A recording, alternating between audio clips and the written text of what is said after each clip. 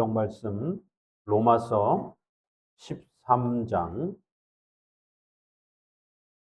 1절에서 2절 제가 봉독하도록 합니다. 각 사람은 위에 있는 권세들에게 굴복하라. 권세는 하나님께로 나지 않음이 없나니 모든 권세는 다 하나님의 정하신 바라.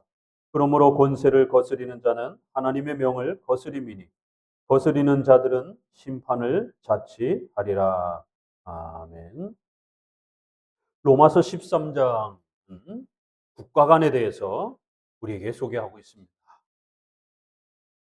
국가는 홀로 존재하는 것이 아니라 하나님이 자신의 영광과 교회를 보호하고 또 시민의 생명을 보호하도록 하나님이 사용하시는 도구다. 하나님이 세우신 그러한 기관이다라는 아주 중요한 성경적 국가관을 우리에게 소개하고 있습니다.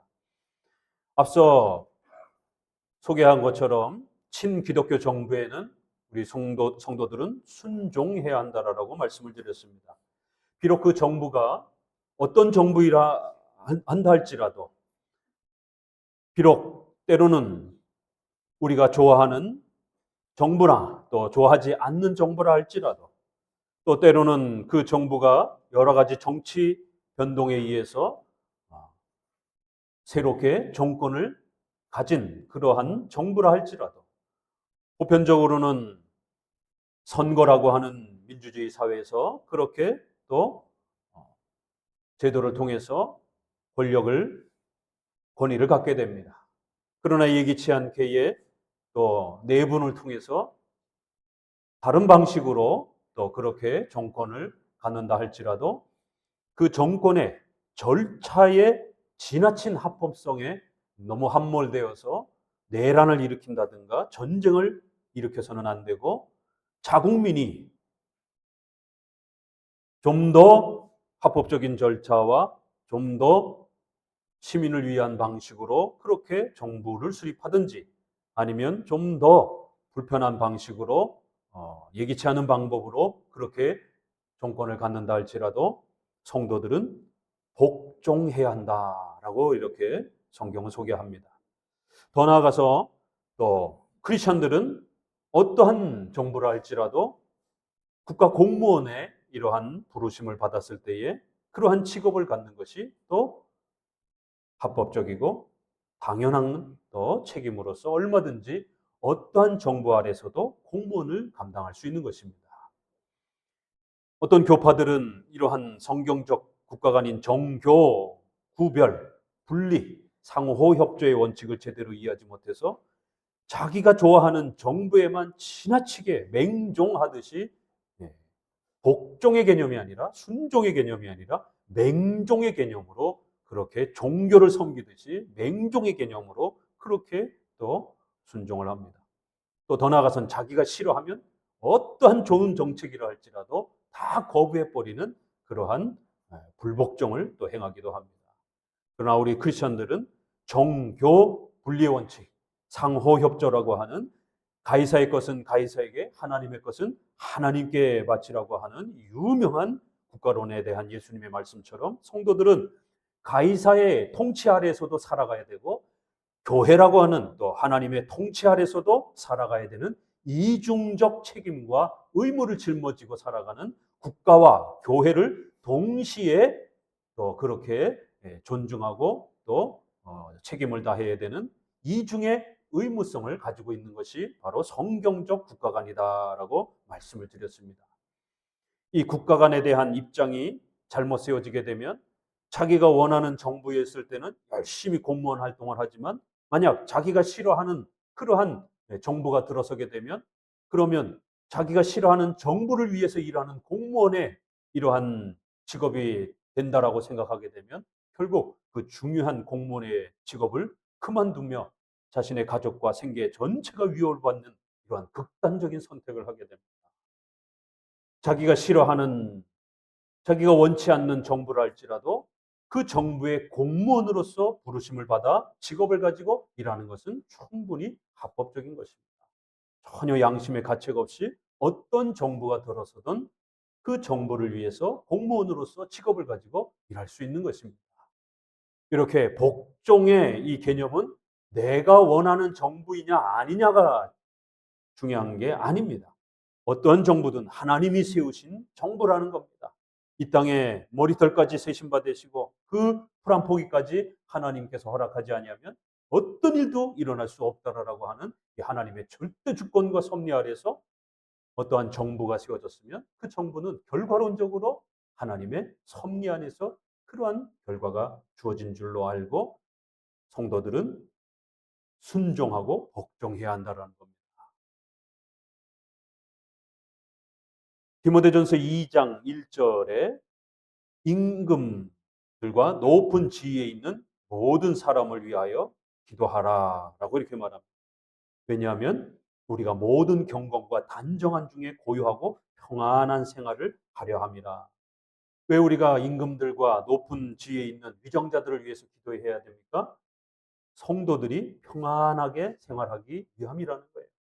국가가 내란과 전쟁의 위험에 빠지게 되면 제일 먼저 피해를 당하는 것은 바로 어린이와 여성들과 노약자들과 또 교회입니다. 그렇기 때문에 교회가 평안하게 그렇게 유지되기 위해서는 정부가 국가의 질서가 안정되게 유지돼야 된다는 겁니다. 여기 어디에도 보수 정부 임금과 보수의 높은 지위에 있는 사람들을 위하여 이렇게 되어 있지 않습니다. 진보 임금들과 진보의 높은 지위에 있는 모든 사람들을 위하여 라고 이렇게 되어 있지 않습니다. 더더구나 지금 디모데서가 말하고 있는 1세기 당시는 로마 정부입니다. 자기들을 식민지로 삼고 있는 로마 정부입니다. 그러나 이것은 우리가 일제시대 때의 이러한 상황에 이 구절을 극단적으로 해서 그렇기 때문에 일본의 이러한 침략이 정당화될 수 있다라고 하는 그러한 친일파적인 해석으로 끌어가서는 안 됩니다. 좀 더 신중하게 해석할 내용이 있습니다.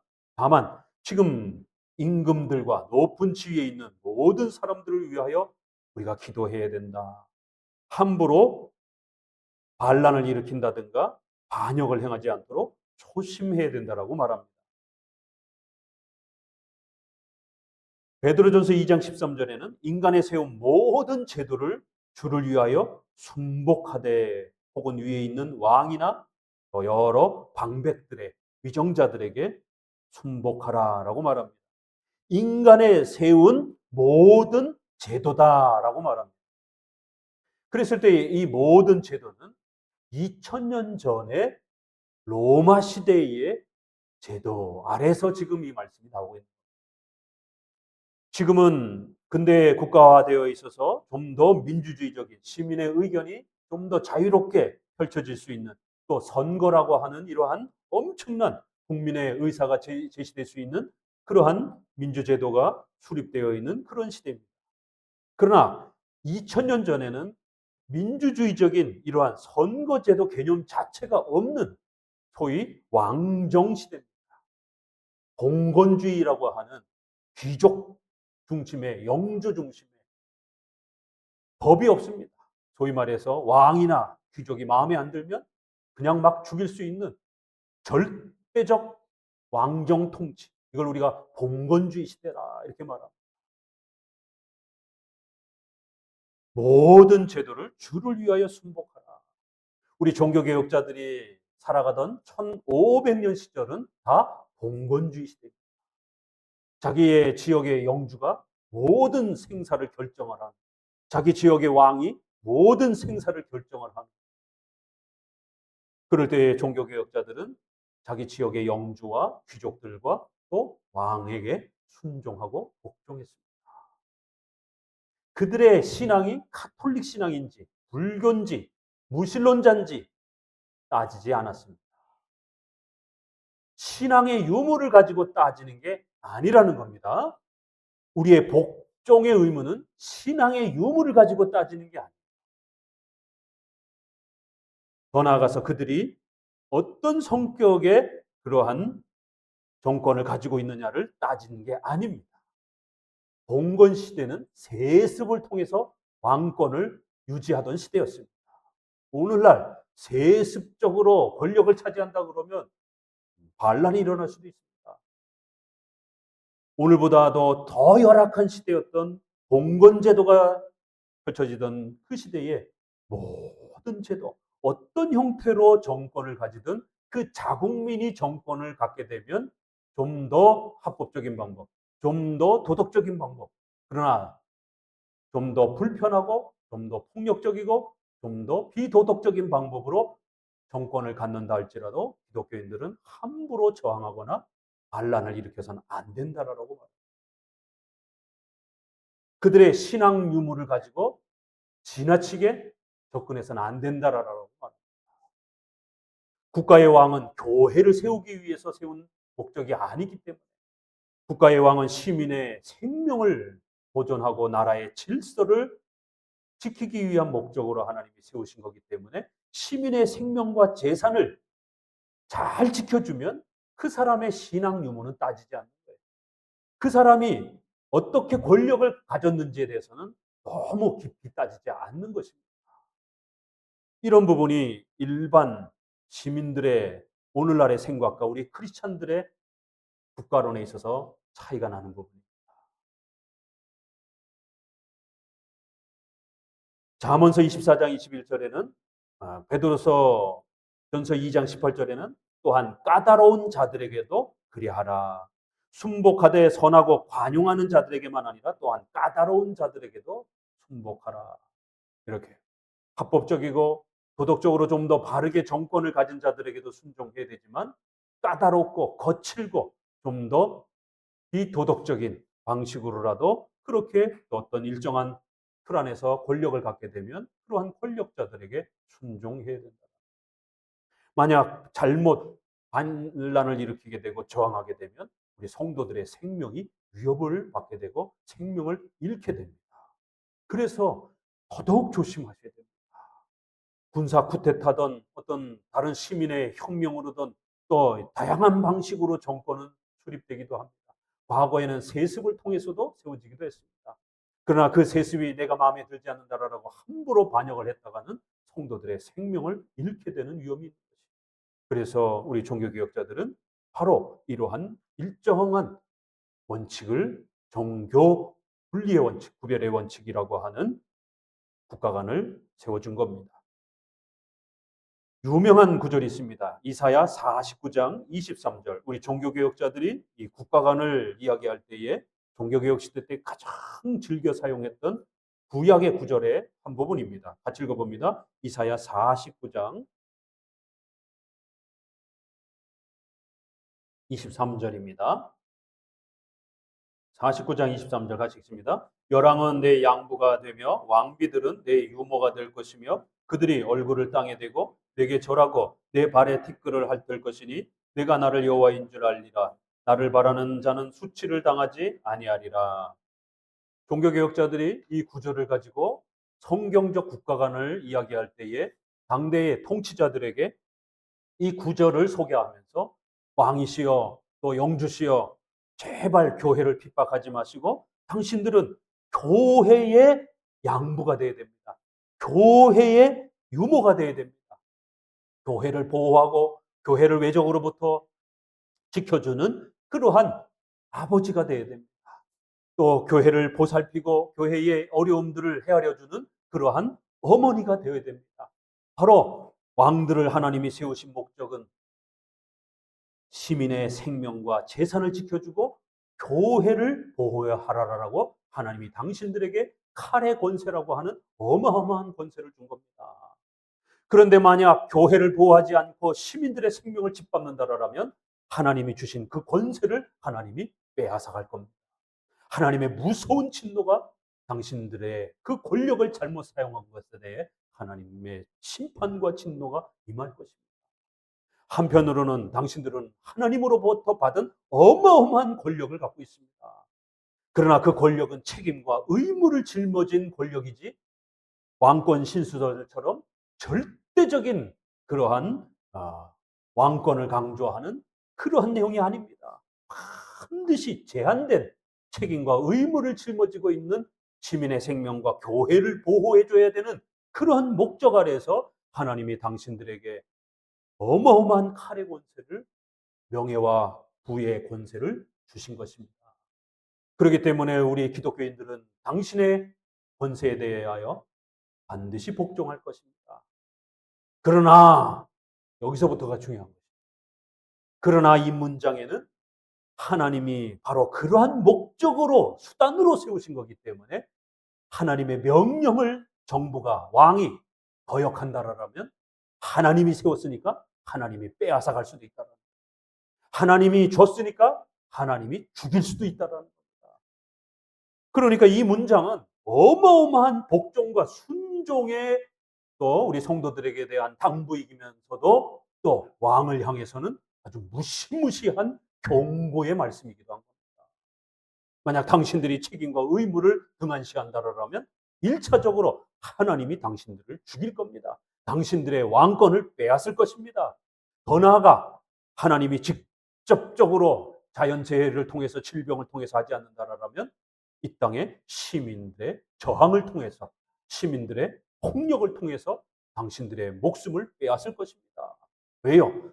왕의 권력은 절대적 권한이 아니라 위탁된 권한이기 때문이다. 그래서 이 말씀은 왕들에게 한편으로는 시민과 교회가 복종하겠다라고 하는 엄청난 그러한 메시지이기도 하면서도 또 한편으로는 경고의 말씀이기도 했던 것입니다. 복종과 저항의 메시지가 이 문장 안에 함께 담겨 있는 겁니다. 그런데 로마 가톨릭은 이 뒷구절을 강조하면서 교황, 모든 것의 황제라고 하는 이러한 개념을 갖게 된 겁니다. 왕들에게 그러한 권력이 있지만 그 권력보다 더 높은 권력은 그들이 얼굴을 땅에 대고 내게 절하며 교회에 절하며 이거를 또 사제들에게 절하며 더 나아가서 교황에게 절하며 교황의 발에 티끌을 핥을 것이니 이렇게 적용을 해버립니다. 그래서 중세시대에 교황이 황제 역할을 하면서 모든 유럽의 왕들을 임명을 해준 겁니다. 교황이 왕을 임명하지 않으면 절대로 왕으로서 그렇게 존중받을 수 없었습니다. 이 뒷구절의 의미를 곡해하면서 앞구절과 뒷구절을 조화해서 균형을 맞춰서 국가관을 잘 해석해내야 되는데 이 뒷구절만 강조하면서 왕들이 교회의 발 앞에 무릎 꿇을 것이다 라고 하는 이거를 교황의 발에 무릎 꿇고 교황이 모든 왕들을 지배할 것이다. 이런 식으로 적용을 해버린 것입니다. 이것은 그런 뜻이 아니죠. 왕들은 반드시 책임과 의무를 가지고 교회를 보호하라는 것이에요. 국가의 종교적 의무를 강조한 겁니다. 교회의 이러한 재정과 교회의 또 강도 때로부터 교회가 위협을 받을 때에 이렇게 왕들은 칼의 권세를 가지고 교회를 보호하고 그 교회의 얼굴에 땅에 대고 또 교회에 절을 하고 이것은 바로 교회를 마음을 다해서 보호하라. 왜냐하면 그 교회는 하나님의 존귀와 영광이 하나님의 예배가 집행되어지는 것이기 때문에 하나님 앞에 무릎을 꿇어라 이런 뜻일 것이에요. 그래서 그 예배가 진행되어지는 그 교회를 경외하는 마음으로 보호해 주라는 것입니다. 오늘은 이제 저항에 대한 국가론에 대한 부분을 우리가 함께 추가적으로 함께 소개하도록 합니다. 이 성경적 국가론에는 순종의 복종의 의무와 저항의 책임이라고 하는 두 가지 내용이 함께 들어 있습니다. 그럼 우리는 어떨 때 저항해야 되는가? 어떤 방식으로 저항해야 되는 것인가? 저항의 이 순서와 단계를 잘못 방향을 잡게 되면 앞서 말씀드렸던 왕의 권한은 하나님이 세워주신 거기 때문에 잘못 저항하게 되고 또 불복종하게 되면 하나님의 명령을 거스리는 것이고 하나님의 심판을 받게 되는 이러한 일이 벌어집니다. 그래서 이 국가의 저항을 언제 해야 될지, 얼마큼 해야 될지, 누가 해야 될지 이런 부분들을 정하는 데 있어서는 굉장히 신중해야 됩니다. 두 가지 때문에 신중해야 됩니다. 하나는 까딱 잘못 저항하게 되면 이게 회사에 무슨 또 가족끼리 의견이 달라가지고 티격태격하는 그런 차원이 아닙니다. 국가에 저항하는 것은 국가는 칼의 권세를 가지고 있기 때문에 시민의 성도들의 생명이 위협받는단 말이에요. 그래서 목회자가 함부로 성도들을 선동을 해서 성도들로 하여금 국가에 저항하라라고 함부로 성도들을 등 떠밀게 되면 성도들을 죽음으로 내몰게 되는 것입니다. 칼의 권세를 가진 자 앞에 저항하라라고 하면 과거와 같이 절대 왕정 시대에는 바로 그냥 죽음입니다. 지금은 재판이라고 하는 절차례도 있죠. 과거에는 그냥 죽음이에요.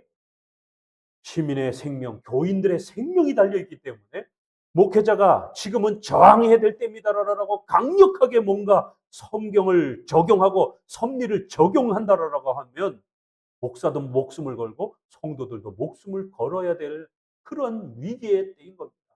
그래서 신중하게 해석해야 되고 또 더 주의하면서 해석해야 됩니다.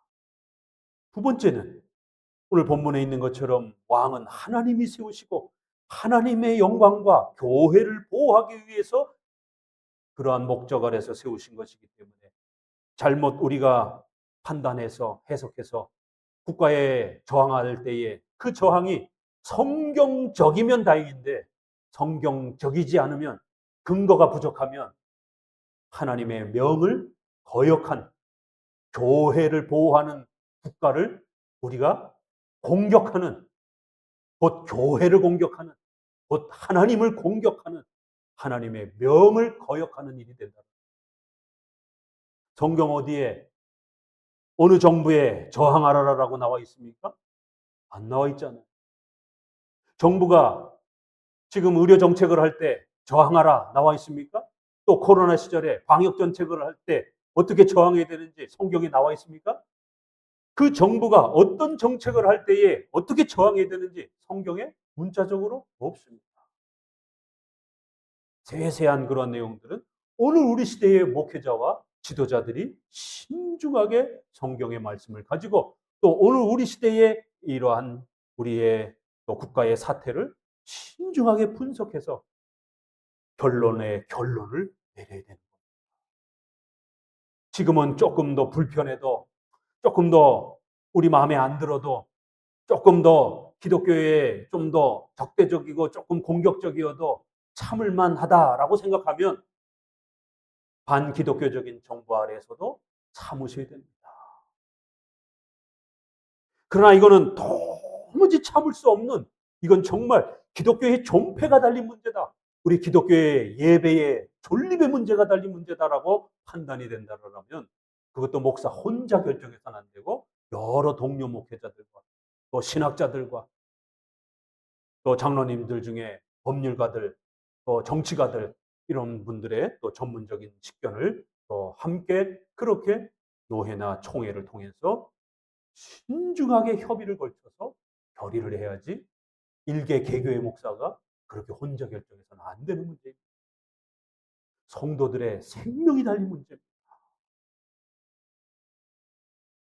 그래서 오늘은 우리가 어떻게 저항해야 될 것인가? 잠언서 24장 21절에 내 아들아 여호와와 왕을 경외하고 반역자로 더불어 사귀지 말라. 대저 그들의 재앙은 속히 임할 것이다.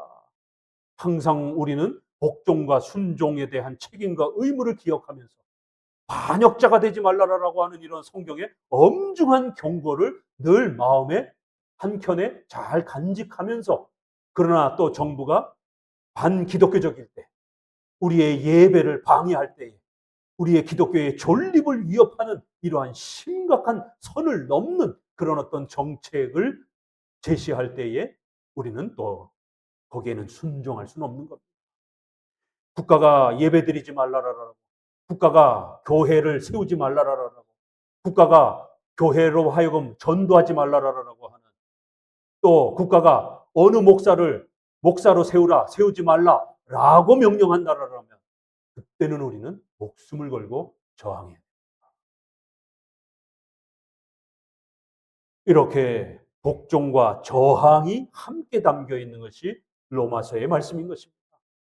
그 권세는 절대적인 자기들의 가문이 갖는 절대적 권한이 아니라 그 권세는 하나님이 세우신 것이라는 거예요.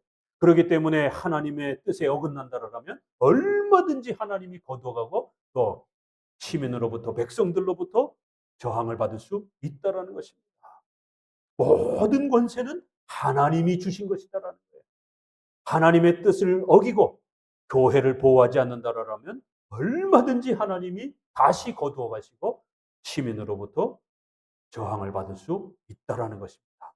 바로 이 문장에는 이사야 49장 23절처럼 복종에 대한 의무를 우리에게 가르쳐 주면서도 또 한편으로 선을 넘을 때는 우리가 시민의 저항을 할 수 있다라고 하는 그 시민의 마지막 저항은 칼에 폭력적인 왕을 제거하는, 왕을 내쫓는 그러한 폭력적 저항까지도 가능하다라는 내용이 담겨 있는 말씀입니다. 한쪽에서는 목사님, 기독교가 폭력적 저항을 이야기해요? 그건 너무 심한 거 아닙니까? 아니, 간디와 같은 이런 사람도 빈폭력적 저항을 제시하면서 많은 인기를 끌고 이랬는데, 아니, 어떻게 교회가 폭력적 저항을 이야기할 수 있습니까? 이거는 뭐가 문제가 있는 것입니다. 기독교에는 사랑을 전해야 되는 것 아닙니까? 아니요. 하나님께서는 사랑의 하나님이고 또 반대로 공의의 하나님이기도 합니다. 심판의 하나님이기도 한 것이에요. 종교개혁 역사만 봐도 로마 가톨릭이 군대를 동원해서 개신교인들을 죽이려 할 때에 모두가 다 함께 순교한 건 아닙니다. 유명한 우리 평신도들 중에 이러한 또 군사적 재능이 있는 그러한 분들이 나서서 군대를 조직하고 크리스천 청년들에게 무기를 들게 했고, 그래서 가톨릭 군대가 쳐들어올 때 청년들이 나가서 강력하게 싸워서 교회를 보호해 줬습니다. 그리고는 가톨릭 군대를 물리치고 그 나라를 기독교적 자유로 그렇게 확립해 준 겁니다. 스코틀랜드, 영국, 네덜란드, 지금 기독교적 성향이 강한 그런 나라, 스페인, 프랑스 이런 나라들은 군대의 힘을 동원해서 개신교 군대를 다 제거해서 가톨릭이 가장 강력한 그런 힘을 갖게 된 나라예요. 그래서 스페인, 프랑스는 가톨릭 국가가 된 거예요. 이렇게 종교개혁 역사만 봐도 마지막 순간에는 처음부터 폭력을 우리가 사용하는 건 아니지만 교회의 성도들의 생명에 이러한 유무가 달려있을 마지막 순간에는 성도들도 무기를 들고 우리 교회를 보호하기 위해서 왕에게 저항할 수 있다는 것이 성경적 저항론입니다. 그렇기 때문에 이 저항론은 성도들의 목숨이 달린 문제이기 때문에 성경적으로 어떤 절차에 의해서 또 누가 또 얼마만큼 이러한 저항에 대한 올바른 성경적 개념을 잘 수립해야만 하는 것입니다. 더더욱 오늘 우리 지금 한국 교회는 보수 정부와 진보 정부의 또 이러한 대립 때문에 어마어마한 갈등을 겪고 있고, 더더욱 목사로서 이 국가 간을 이야기한다는 게 굉장히 어렵습니다. 혹시라도 여기에 앉아 계신 분 중에 전라도 출신으로서 고향을 갖고 계신 분들은 더더욱 우리 한마음교회와 또 저는 보수적 국가관과 정치관을 가지고 있는 목사이기 때문에 다소 불편하실 수도 있습니다. 그러나 이것은 학연, 지연, 혈연을 떠나서 성도로서 어떠한 국가관을 가져야 되는지에 대한 하나님의 명령에 해당이 되는 문제이기 때문에 내 고향과 내 일가 친척들이 또 내가 그동안 어떤 정부를 좋아했는지에 대한 문제가 아니라 교회를 핍박하는 반기독교적 정부인가 아닌가에 대한 문제가 가장 중요한 저항의 초점이 되어야 된다는 것을 명심하셔야 됩니다. 앞서 말씀드린 것처럼 보수적 정부든 진보적 정부든 우리 크리스천들은 반드시 복종해야 됩니다. 보편적인 일반적인 때는. 그러나 보수 정부이든 진보 정부이든 그 법에 있어서 어떤 정책이 반기독교적이고 교회에 대해서 적대적인 어떤 정책을 내세운다라면 개별적으로는 그 정책에 대해서 강력하게 저항도 해야 되고 더 나아가서는 반정부 투쟁까지도 할 수 있다는 사실을 명심하셔야 됩니다. 그렇기 때문에 혹시라도 평상시에 나는 진보와 보수, 뭐 정치가 그렇게 중요한가? 나는 그냥 중립적인 위치에 있다라고 생각하시는 분도 오늘 말씀이 다소 불편하게 여겨질 수도 있어요. 목사님이 왜 정치에 대해서 이렇게 너무 강조하시는가? 아니요, 제가 강조하는 게 아니라 로마서가 이 짧은 16장 중에 특별히 크리스찬들의 생활윤리와 관련해서 가장 중요한 첫 번째 샘플로 국가관을 제시하고 있습니다. 그럼 여기서 말하는 국가론은 어떤 국가론입니까? 목회자는 국가에 대해서 이야기할 수밖에 없다라는 겁니다. 베드로전서에서도 국가론에 대해서 이야기하고 있잖아요. 디모데전서에서도 국가에 대해서 이야기하고 있잖아요. 예수님도 가이사의 것은 가이사에게, 국가에 대해서 얘기하고 있잖아요. 그렇기 때문에 목회자가 국가와 정부와 정치에 대해서 이야기한다라고 해서 무조건 거부할 문제가 아니라 성경이 말하고 있는 그 국가관에 대해서 들으셔야 되는 거예요. 우리가 예정론과 섭리론 다소 불편한다 할지라도 성경에 그게 나와 있기 때문에 왜 하나님이 이러한 교리를 가르치는지를 쫓아 들어가야 되는 겁니다. 국가론에 있어서도 적어도 크리스찬들은 어떤 국가론을 교회를 보호하고 지키기 위해서, 하나님을 예배하는 이 예배를 보호하기 위해서, 하나님의 나라가 이 땅에 교회를 통해서 건설되어지기 때문에 이 교회를 보호하기 위해서 어떤 국가관을 가져야 될지, 성경이 어떤 국가관을 이야기하는지에 대해서 들으셔야 됩니다. 다른 건 다 듣겠는데 내가 국가론은 좀 불편하다 이러면 문제가 있는 겁니다. 왜요? 국가론도 성경이 언급하고 있는 중요한 하나님의 말씀이기 때문에 그런 거죠. 자, 그러면 성경적인 국가론은 어떤 것인가? 특별히 우리가 저항의 문제에 있어서 어떻게 저항의 방향과 또 질서를 세워야 되는가를 함께 배워갑시다. 구약을 먼저 봅니다. 다니엘서 2장 46절을 봅니다. 구약의 저항과 복종에 대한 이러한 부분들을 우리가 살펴볼 수 있는 몇몇 예가 있습니다. 창세기 41장을 제가 먼저 소개해 드리면 다니엘서 2장 46절을 찾아 놓으시고요. 구약에 가장 먼저 출애굽한 백성들의 이야기가 나오는 그 배경 속에 이스라엘 백성들이 애굽으로 내려갑니다. 바로 그 애굽에서 내려가서 요셉이 국가의 왕에게 좋은 또 이러한 신용을 얻고 애굽의 총리가 됩니다. 실제로 나라를 다스리는 모든 직접적 업무는 총리가 하는 것입니다. 어마어마한 권력을 요셉이 취하게 됩니다. 비록 애굽은 어떤 나라입니까? 완전히 미신이 가득한 나라예요. 우리 예전에 청년들하고 성도들하고 애굽 박물관 전시회할 때 우리가 다 같이 가서 이렇게 보면서 뭐 투투모스 황제 그 미이라라든가 뭐 이런 것들을 이렇게 같이 구경도 한 적이 있어요. 보면은 전부 다 뭐 늑대신, 개구리신, 그 출애굽기에 나오는 그 10가지의 그러한 그 모든 것이 다 신들입니다. 그래서 하나님이 그들이 신들처럼 여기는 것들을 하나씩 하나씩 제거해 나가는 장면이에요. 너희들이 신들이라고 섬기는 그 모든 것들이 얼마나 허약한 것인지에 대해서 하나님이 다 처단하고 심판하는 그런 모습입니다. 그러니까 애굽이라는 나라는 아주 온통 미신에 가득한 나라예요. 옛날은 다 그렇죠. 그런데 그러한 국가의 총리로 요셉이 활동을 한 겁니다. 불편한 내용이 얼마나 많았겠습니까? 국가의 의식이라든가 여러 가지 국가의 제도와 이런 것 속에 미신적인 어떤 여러 가지 행사들이 얼마나 많았겠습니까? 요셉이 거기에 갈등과 고민이 없었겠습니까?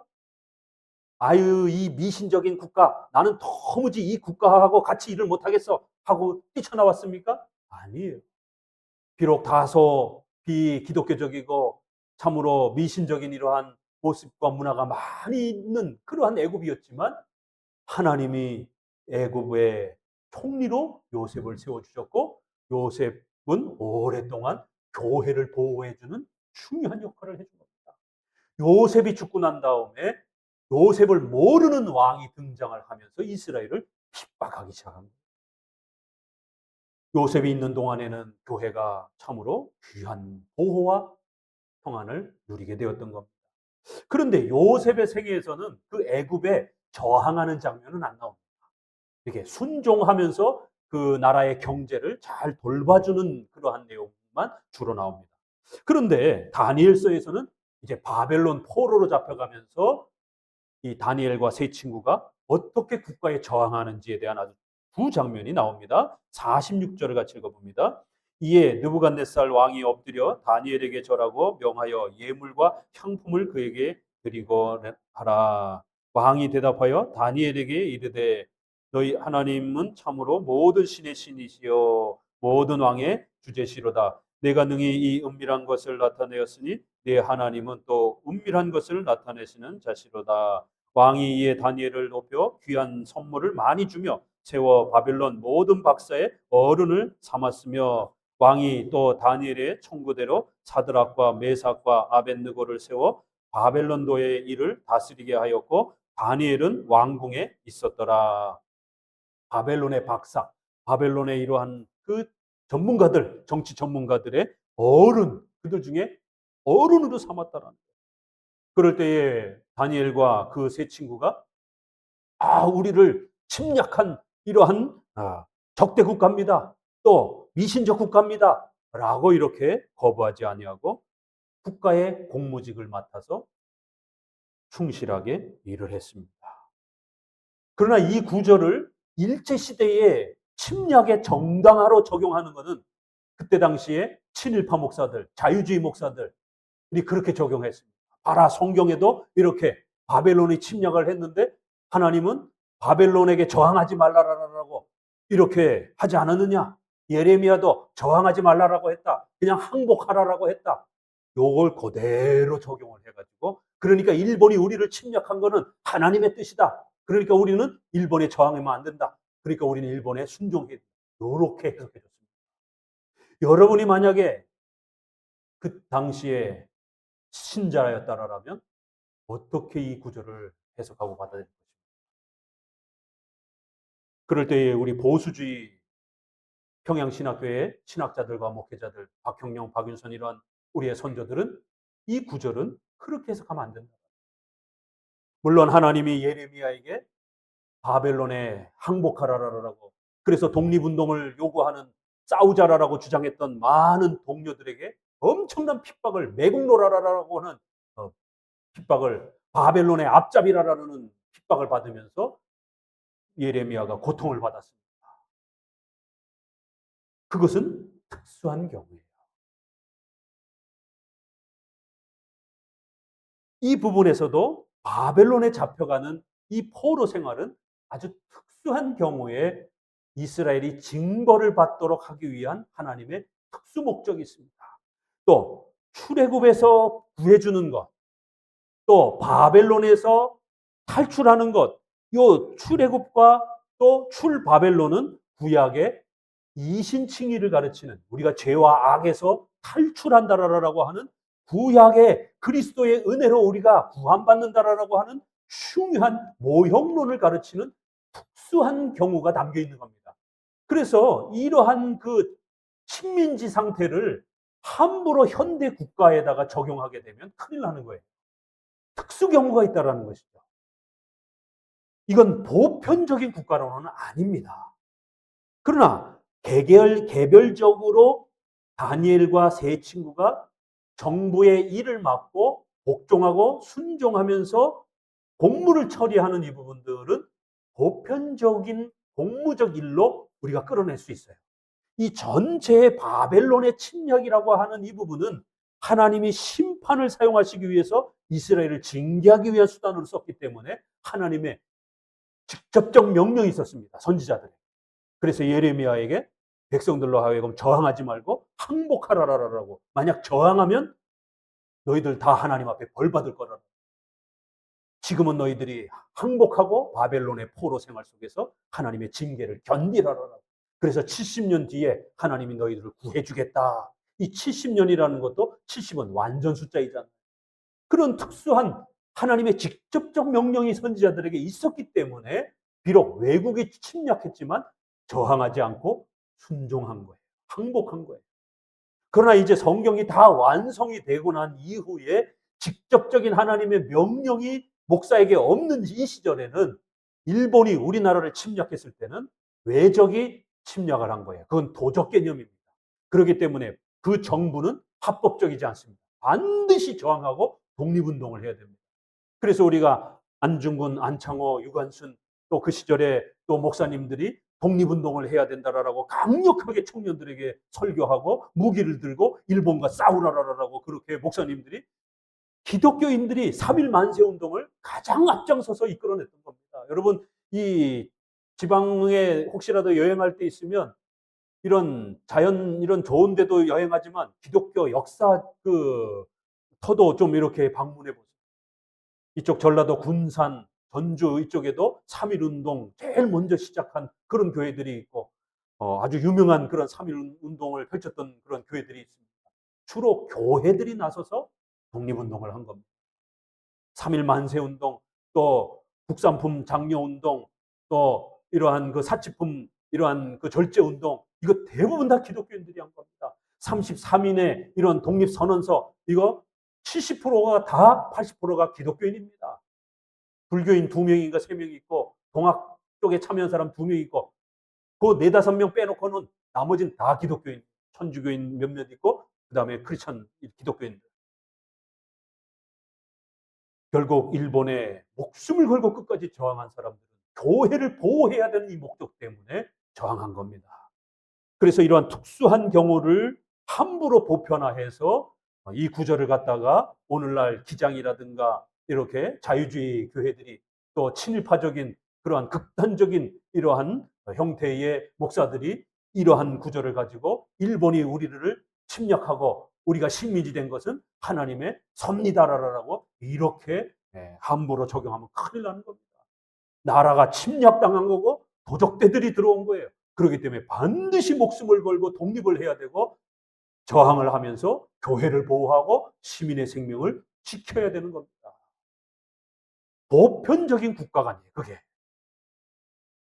그렇지만 이제 우리가 또 이렇게 특수한 경우 외에 일반적인 부분에서 국가의 이러한 업무를 맡았을 때 어떻게 또 감당해야 되는지는 이런 다니엘과 제 친구가 국가의 이러한 또 공직을 맡아서 일하는 장면을 통해서 자기와 의견이 다른 또 정부라 할지라도 얼마든지 공무직을 행할 수 있다라고 하는 것을 알 수가 있습니다. 그런데 3장에 가서 놀라운 일이 벌어집니다. 3장 1절을 같이 읽습니다. 느부갓네살 왕이 금으로 광은 6규빗이라 그것을 바벨론도의 두랏 평지에 세웠더라. 느부갓네살 왕이 보내어 방백과 수령과 도백과 재판관과 재무관과 모사와 법률사와 각도 모든 관원을 자기 느부갓네살 왕의 세운 신상의 낙성 예식에 참집하게 하매. 3장 6절입니다. 누구든지 엎드려 절하지 아니하는 자는 즉시 극렬히 타는 풀무에 던져 넣으리라 하며 모든 백성과 나라들과 각 방언하는 자들이 나팔과 피리와 수금과 스편과 양금과 및 모든 악기 소리를 듣자 곧 느부갓네살 왕의 세운 금상에게 엎드려 절하니라. 12절 같이 읽습니다. 8절까지 읽고요. 그때 어떤 갈대아 사람들이 나와 유다 사람들을 참소하니라. 12절 이제 몇 유다 사람 사드락과 메삭과 아벤느고는 왕이 세워 바벨론도를 다스리게 하신 자연을 왕이여 이 사람들이 왕을 높이지 아니하며 왕이 세우신 금신상에게 절하지 아니하나이다.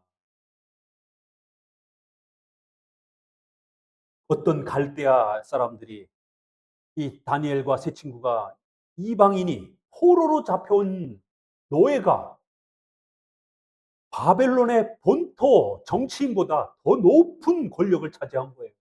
그러니 얼마나 배가 아프겠습니까? 그래서 어떤 갈대아 사람들은 바벨론 사람들을 다른 말로 갈대아라고 그럽니다. 이 바벨론 사람들이 유다 사람들을 참소, 모함하는 거예요. 그래서 이들을 어떻게 해야 죽일 수 있을까를 고민하다가 얘네는 보니까 우상에게 절을 안 해요. 자기들이 믿는 하나님 외에는 절대로 다른 신에게 절을 안 해요. 옳거니 왕에게 왕이여 우리 신상을 세워놓고 왕이 얼마나 대단한지 우리 전국의 모든 사람들이 왕을 존경하게 합시다. 그러니까 또 왕은 못 모르고 그래 그거 좋은 정책이다 라고 신상을 세워놓고 왕에게 절하라라고 하는 정책을 펼친 겁니다. 그런데 다른 모든 국가의 정책과 또 업무는 다니엘과 세 친구가 순종하면서 따랐지만 이 문제는 신앙과 관련된 우상 숭배를 해야 되는 문제에 닥친 겁니다. 언제 저항할 수 있다고요? 우리의 기독교의 정체성, 1계명, 하나님 외에 다른 신을 섬겨서는 안 된다라고 하는 2계명, 우상 숭배하지 말라라고 하는 이러한 기독교의 절대적 명령인 기독교의 정체성이 담겨 있는 이러한 것을 위협할 때는 저항해야 된다. 이거는 신앙이 달린 문제예요. 그래서 따를 수가 없었습니다. 극렬히 타는 풀에다가 산채로 불태워 죽이겠다라고 그렇게 위협을 했음에도 불구하고 결국 절하지 않았습니다. 그 결과는 우리가 다 잘 알고 있죠. 하나님께서 천사를 보내셔서 머리털 하나도 상하지 않도록 그들을 지켜서 보호해 주시는 위대한 역사가 나옵니다. 바로 딴 때는 평상적일 때는 복종했지만 신앙이 위협받게 되면 교회의 존립이 위협받게 되면 목숨을 걸고 저항해야 된다. 자, 다니엘서 6장도 한번 봅시다. 이번에는 이제 다니엘입니다. 앞에는 세 친구가 도전을 받았는데 이번엔 다니엘이 도전을 받습니다. 6장 1절 다리오가 자기의 심원대로 방백 120명을 세워 전국을 통치하게 하고 또 그들 위에 총리 셋을 두었으니 다니엘이 그 중에 하나이라. 세 총리가 있는데 그 중에 하나예요. 어마어마한 높이에 오른 것이죠. 오늘날로 말하면 국무총리와 같은 그런 엄청난 위치에 오른 겁니다. 6장 4절 이에 총리들과 방백들이 국사에 대하여 다니엘을 고소할 틈을 얻고자 하였으나 능히 아무 틈 아무 허물을 얻지 못하였으니 이는 그가 충성되어 아무 그릇함도 없고 아무 허물도 없음이었더라. 다니엘이 국가의 이러한 공무를 감당할 때에 정직하게 또 법대로 잘 하니까 흠을 찾을 데가 없는 거예요. 갈대아 사람들, 바벨론 사람들이 다니엘을 쫓아내고 싶은데 명분이 없는 겁니다. 그래서 계속해서 고민하다가 결국 종교적인 이유를 또 제시하는 것이에요. 7절을 읽습니다. 나라의 모든 총리와 수령과 방백과 모사와 관원이 의논하고 왕에게 한 율법을 세우며 한 금령을 정하실 것을 구하려 하였는데 왕이여 그것은 곧 이제부터 30일 동안에 누구든지 왕 외에 어느 신에게나 사람에게 무엇을 구하면 사자굴에 던져 넣기로 한 것이니라. 그런즉 원컨대 금령을 세우시고 그 조서에 어인을 찍어서 10절 읽습니다. 다니엘이 이 조서에 어인이 찍힌 것을 알고도 자기 집에 돌아가서 그의 방에 예루살렘으로 향하여 열린 창에서 전에 행하던 대로 하루 3번씩 무릎을 꿇고 기도하며 그 하나님께 감사하였더라. 이것은 어떤 핍박이죠? 예배를 못 드리게 하는. 결국 다니엘은 하루에 3번씩 그렇게 기도하고 예배의 시간을 지켜왔던 것입니다. 구약은 아직 제사 예배가 존재하던 시절이기 때문에 성전에 나가서 예배를 못하니까 성전이 사라졌기 때문에 그 예루살렘을 향해서 3번씩 하루에 그렇게 제사와 비슷하게 예배와 기도를 드렸던 거죠.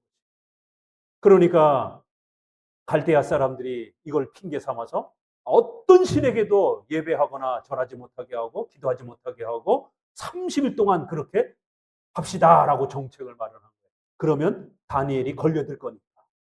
그러면 다니엘이 어떻게 해야 되겠습니까? 만약 예배 드리면 벌을 받는 거예요. 국가법을 어기는 거예요. 예배만 안 드리면 얼마든지 편안하게 총리의 자리를 유지할 수 있습니다. 여러분이라면 어떻게 할 것입니까? 이게 남 문제가 아니에요. 남 얘기가 아니에요. 지난 우리 문재인 정부 시절에 진보 정부 시절에 코로나라고 하는 이 엄청난 질병 아래에 제일 먼저 교회의 예배를 차단했습니다. 교회도 분명히 방역법을 지키면서 방역의 이런 모든 절차를 존중하겠다라고 거듭 선언했어요. 만약 학교라든가 병원이라든가 백화점이라든가 이런 모든 관공서라든가 이런 대중들이 많이 모이는 이런 곳이 이제 차단되어지고 많이 모이는 것들을 금지하는 보편적인 방역법이 실시된다면 당연히 교회도 이 부분에 대해서 따르고 조심하겠다. 그런데 다른 것은 여전히 모이고 여전히 그렇게 영업을 하고 있음에도 불구하고 교회만 예배를 못 드리게 합니다.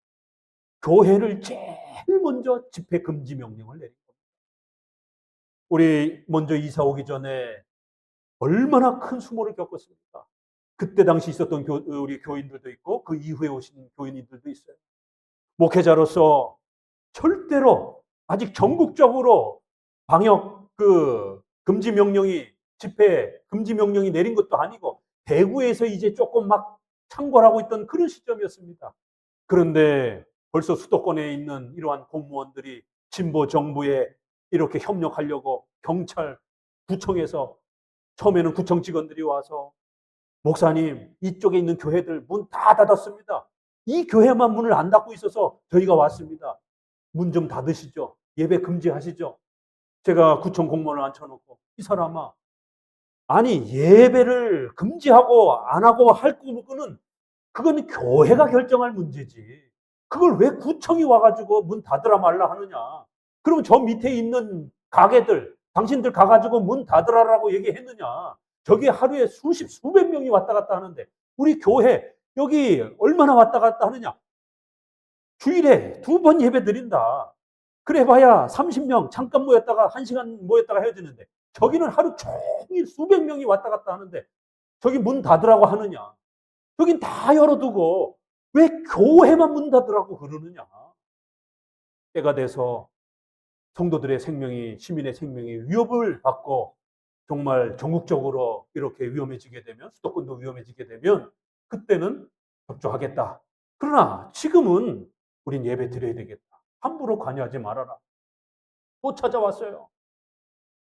이번에는 한 3분이 쫓아왔더라고요. 무슨 위생과 가장부터 시작해가지고 그리고는 서류를 갖고 와서 목사님 여기에 사인하시고 예배 다음 주부터 닫으십시오. 그렇지 않으면 불이익을 당하실 수도 있습니다. 협박을 하기 시작하는 거예요. 불이익? 도대체 무슨 불이익이요? 따지기 시작하면서 만약 당신이 계속해서 이렇게 방해하게 되면 종묘, 제례, 예배 방해죄가 있습니다. 우리 대한민국에. 제사 지내는데 함부로 막 공무원들이 들어올 수 없어요. 예배 드리는데 함부로 들어올 수 없습니다.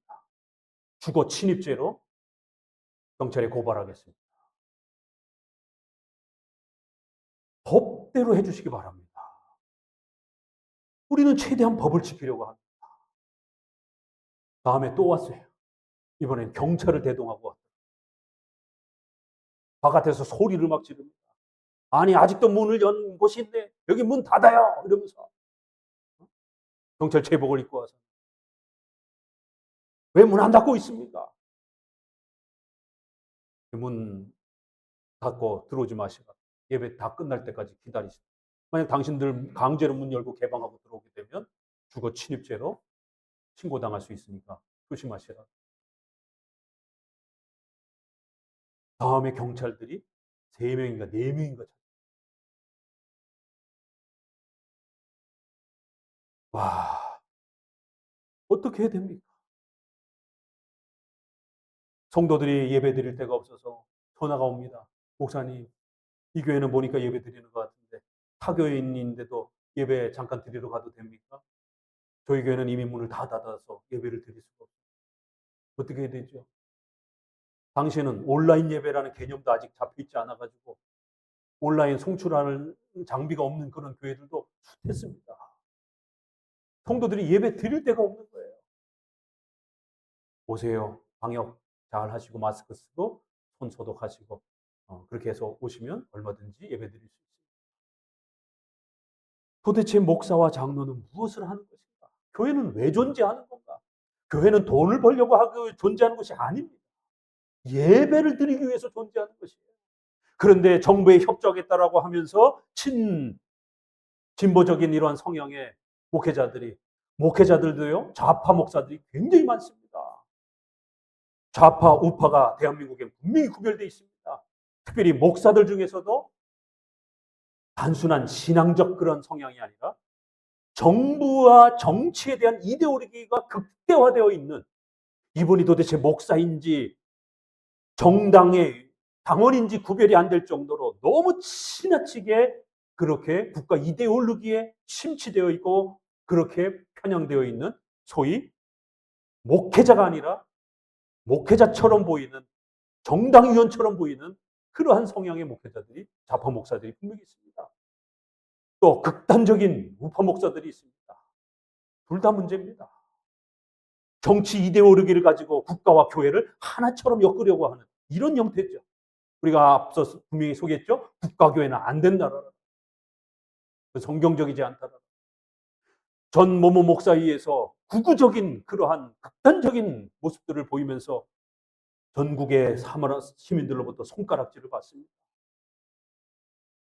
일부의 저항의 정당성은 뒤로 하고 그의 전체적인 이 메시지가 극단적인 이러한 모습으로 결국 시민의 지탄을 받습니다. 또 한쪽에는 최 모모 목사라고 하는 사람 때문에 지금 대통령 부인의 가방 싸움 가지고 목사가 나서서 지금 전국을 몇 년 가까이 지금 2개월 동안 나라를 곤란의 무질서 속에 끌어놓고 있습니다. 대한민국은 코로나로 타격을 한 번 입고 그 다음에 전 목사와 최 목사의 이 극단적인 좌우의 이러한 충돌로 인해서 대한민국은 이제 더 이상 전도가 되지 않는 교회의 이미지와 교회의 모습이 완전히 밑바닥으로 땅바닥에 실추됐습니다. 이제 보십시오. 앞으로 5년 안에 교회가 얼마나 쇠락해 갈 것인가. 건강한 성경적인 국가관을 갖지 못하다 보니까 이런 극단적인 모습들이 나타나는 거죠. 그중에 특별히 더욱 심각한 것은 개혁주의, 장로교를 부르짖는 목사들 중에 좌파 이데올로기적인 이런 국가관에 휘말려 있는 그러한 개혁주의 목사들이, 신학자들이 거의 8, 90%입니다. 사회정의, 인권, 평등, 기독교에서 분명히 그러한 개념들이 있습니다. 그러나 그거를 진보주의적인, 사회주의적인, 공산주의적인 그러한 정치 이데올로기에 섞어서 그 사회정의 개념을 그렇게 이해하고 적용하려고 하는 소위 좌파적 개혁주의 목사들이 수두룩합니다. 이 부분은 더더욱 오늘 우리 성도들에게 바른 신앙을 찾고 그나마 개혁주의를 찾으려고 하는 성도들에게 엄청난 혼란을 가중시키고 있습니다. 건강한 올바른 정치적 우파에 대한 이런 부분들을 정치 문화관에 있어서 고민하셔야 됩니다. 또 크리스천들은 왜 우리가 정치적 우파의 이러한 국가관을 향해 갈 수밖에 없는지에 대해서 고민하셔야 됩니다. 왜요? 그건 간단합니다. 어렵지 않아요. 시민의 생명을 보호하는 일에 있어서 오늘날 적용하게 되면 가장 중요한 시민의 생명의 재산과 관련해서 가장 핵심적인 게 뭡니까? 대한민국은 전 세계 유일한 남북 분단 국가예요. 미군이 철수됐을 때 어떤 일이 벌어지는지 시리아부터 시작해서 파키스탄부터 시작해서 또 이라크 다 보잖아요. 나라가 내란에 겹쳐가지고 시민의 생명들이 죽어나갑니다. 분단 국가도 아니었던 나라가 그 지경에 처하는데 우리는 유일한 분단 국가입니다. 여기 만약 미군이 철수하면 어떻게 되겠습니까? 1949년에 좌파와 좌익에 속해 있던 수많은 목회자들이 그 시절에 유학했던 사람들은, 공부했던 사람들은 대부분 8, 90%가 목사들입니다. 가난한 시절에 어떻게 목사가 됐겠습니까? 유학을 합니까? 대부분 선교사들의 도움에 의해서 유학을 합니다. 그런데 자유주의 선교사들에 의해서 자유주의를 공부하고 온 사회주의와 공산주의에 물든 목회자들이 미군 철수시켜야 된다. 북한과 우리가 통일을 이루어야 된다라고 부르짖으면서 강력하게 미국이 지금 우리를 식민지화시키고 있는 것이다라고 부르짖으면서 미군을 철수시켜야 된다. 1949년에 미군이 철수했습니다. 어떤 일이 벌어졌습니까? 1950년에 6.25 전쟁이 터진 겁니다. 미군이 계속해서 남아 있었다라면 대한민국에는 6.25 전쟁이 일어나지 않았을 것입니다. 그런데 지금도 여전히 미 대사관 청년들이 머리띠 두르고 다음 장을 넘고 미군 철수하라라고 난리를 치고, 제주도 해군 군사시설 들어설 때에 수많은 그러한 목회자들과 진보 성향의 정의구현 사제단들이 가서 둘러눕고 데모하고 미군 철수하라라고. 지금도 여전히 미군 철수하라라고 목숨을 걸고 저항하는 사람들이 있습니다. 대한민국의 간첩이 엄연히 존재합니다. 분단 국가이기 때문에. 대공과 관련된 이러한 법들을 폐지시키는 이러한 방향을 누가 잡습니까? 분단 국가의 이 유일한 분단 국가의 위험 속에서 우리의 자국의 안보가 확보되지 않은 상태에서 미군이 철수를 하게 되면 어떤 일이 벌어지겠냐. 그러니까 미군이 주도하고 안 주도하고 이 문제는 정치적 신념을 떠나서 우리의 생존과 직결되어 있는 아주 현실적인 문제입니다. 그렇기 때문에 이 문제를 목사나 정치 지도자가 나서서 선동하게 된다? 그러면 거리를 두셔야 됩니다. 이거는 종교적 문제가 아니라 성도들과 시민의 생명이 유지가 되느냐 안 되느냐의 문제. 또 하나는 교회를 예배를 방해하는 게 누구냐라는. 간단하잖아요. 어렵게 생각하지 않아도 됩니다. 우리의 생명의 본질, 우리의 신앙의 본질을 위협하면 그들은 적대적 정부인 겁니다. 반기독교적 정부. 코로나 시절에 예배를 금지시키고 또 교회에 적대적인 관계를 갖고 있고 그 유명한 유시민 씨라든가 정치 지도자들이 나서서 이번 참에 교회를 허가제로 바꿔야 된다는 특수한 그러한 영업장들은 허가제입니다. 좀 더 일반적인 것들은 신고제예요. 그냥 내가 하겠다고 신고만 하면 가게 얼마든지 열 수가 있어요. 그러나 특수한 어떤 업종은 반드시 구청으로부터 허가를 받아야 됩니다. 교회를 허가제로 하자라고 대놓고 입법 발의하자라고 교회를 손봐줘야 된다라고 교회 너무 많다라고 교회 숫자 줄여야 된다라고. 도대체 왜 이들은 교회에 대해서 이렇게 적대적이냔 말이에요. 예배를 드리지 못하도록 강력한 압박을 통해서 결국 방역법이 결국 그들의 손에 의해서 만들어져서 이제는 더 이상 예배, 종묘, 제례법이 작동되지 않습니다. 왜요? 방역법이 상위에 올라갑니다. 이러한 예배 방해와 기독교 존립의 교회 존립의 반대. 지금 차별금지법 전도하지 못하게 하는 법입니다. 이게 모든 것을 인권차별이라고 하는 개념으로 지금 접근을 합니다. 학생 인권조례안이 왜 문제가 됩니까? 학생들에게 모든 체벌과 훈육을 인권 탄압한다라고 그렇게 개념을 바꾸는 거예요. 그래서 우리 지금 우리 성도 중에서 선생님도 있지만 선생님 못하겠다라고 그만두려고. 왜요? 학생들이 핸드폰 보고 자고 떠들고 이래도 훈육 못합니다.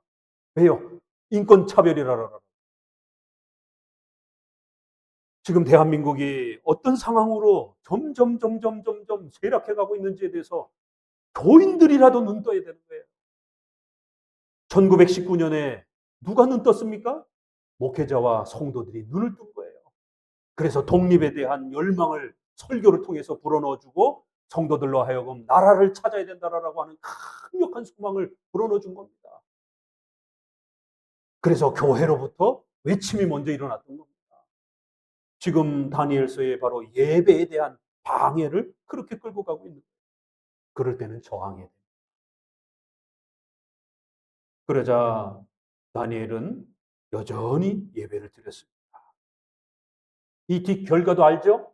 결국 하나님께서는 그 굶주린 사자가 결국 그 옆에 있던 부하들을 다 잡아먹고 오히려 다니엘은 하나도 건드리지 않는 이런 엄청난 역사가 일어납니다. 자, 우리 사무엘상으로 갑니다. 사무엘상 22장으로 갑니다.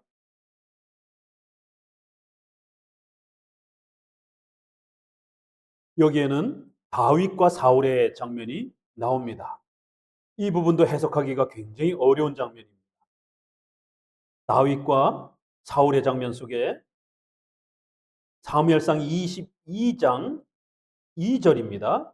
환난당한 모든 자와 빚진 자와 마음이 원통한 자가 다 그에게 모였고 그는 그 장관이 되었는데 그와 함께한 자가 400명 가량이었더라. 다윗이 거기서 모압 미스베로 가서 모압 왕에게 이르되 하나님이 나를 위하여 어떻게 하실 것을 내가 알기까지 나의 부모로 나와서 당신들과 함께 있게 하기를 청하나이다 하고, 왕이 시민의 생명과 재산을 위협하거나 교회의 예배와 교회의 전도와 존립을 방해하게 되면 저항을 받을 수 있는 것입니다. 처음에는 시민적 저항, 비폭력적 저항, 또 여러 가지 법적인 저항 아래에서 할 수 있습니다. 그러나 계속해서 무기를 가지고 생명을 위협하는 마지막 순간이 다가오게 되면 그때는 하나님께서 제일 먼저 칼의 권세를 가지고 있는 부하들을 사용해서 하나님께서 폭력적인 왕, 반기독교적 정부를 제거할 수 있습니다. 그 다음은 부하들이 없었을 때는 시민들의 무력 저항을 통해서 폭력적이고 반기독교적인 왕을 제거할 수가 있습니다. 자, 분명히 다윗은 사울의 부하입니다. 함부로 반역을 일으키면 안 됩니다. 그런데 이제 사울의 핍박을 당하면서 도망 다닐 때에 환난 당한 자, 모든 자와 빚진 자, 마음이 원통한 자, 이렇게 주변에 사람들이 다윗에게 모여들었다. 한 400명 가량이 모여들었다. 그러면서 사병, 개인의 군대가 마련된 겁니다. 그리하여 사울의 군대가 보호해주지 못하는 그러한 이방인들이 침략을 한 곳에 가서 이 다윗이 가서 싸워서 이겨줍니다. 이것은 명백히 반역이에요. 사병을 갖는다라는 것. 그렇죠? 엄연히 사울의 군대 편제가 있는 그 조직 아래에서 다윗은 사울의 최고의 군대 장관입니다. 그런데 사병을 두고 왕의 명령 없이 허락 없이 개인적으로 그렇게 전투를 치르고 다니고 있는. 그리고 더 나가서 적에게 모압 미스베로 가서 자기 가족들을 맡겨놓는. 이거 반역행위죠. 모압은 지금 사울과 싸우고 있는 적대 국가입니다. 모압 왕에게 자기의 가족을 맡겨놓고 돌아오는 장면을 보게 됩니다. 사무엘상 24장 2절을 봅니다. 2절 사울이 온 이스라엘에서 택한 사람 3천을 거느리고 다윗과 그의 사람을 찾으러 들염소 바위로 갈새. 24장 4절 다윗의 사람들이 가로되 보소서 여호와께서 당신에게 이르시기를 내가 원수를 내 손에 붙이리니 내 손에 선한 대로 그에게 행하라 하시더니 이것이 그 날이다. 다윗이 일어나서 사울의 겉옷자락을 가만히 베니라. 그러한 후에 사울의 옷자락 뱀을 인하여 다윗이 마음이 찔려. 7절 다윗이 이 말로 자기 사람들을 금하여 사울을 해하지 못하게 하니라. 사울이 일어나 굴에서 나가 자기 길을 가니라. 다윗은 어떠한 이유 때문에 분명히 자기 군대를 가지고 있었고, 그런데 이 엔겐디 굴에 숨어 있었는데 이 사울이 거기에 쉬러 들어오는 거예요. 그러니까 옳거니 잘 됐다. 부하들이 하나님이 너의 소견대로 그에게 행하라라고 선지자에게 이런 메시지를 줬지 않습니까?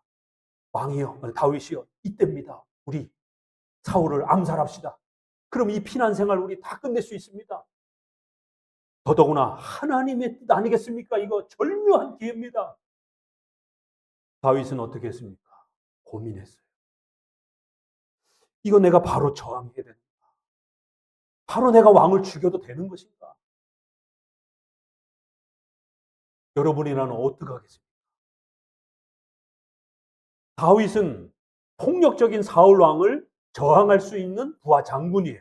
그래서 하나님은 때로는 이렇게 다윗에게 힘을 주어서 다윗이 가지고 있는 그 칼의 권세를 가지고 자기의 상관인 사울의 폭정을, 교회를 핍박하려고 하는 그 사울의 악함을 막으려고 하나님께서 다윗을 사용합니다.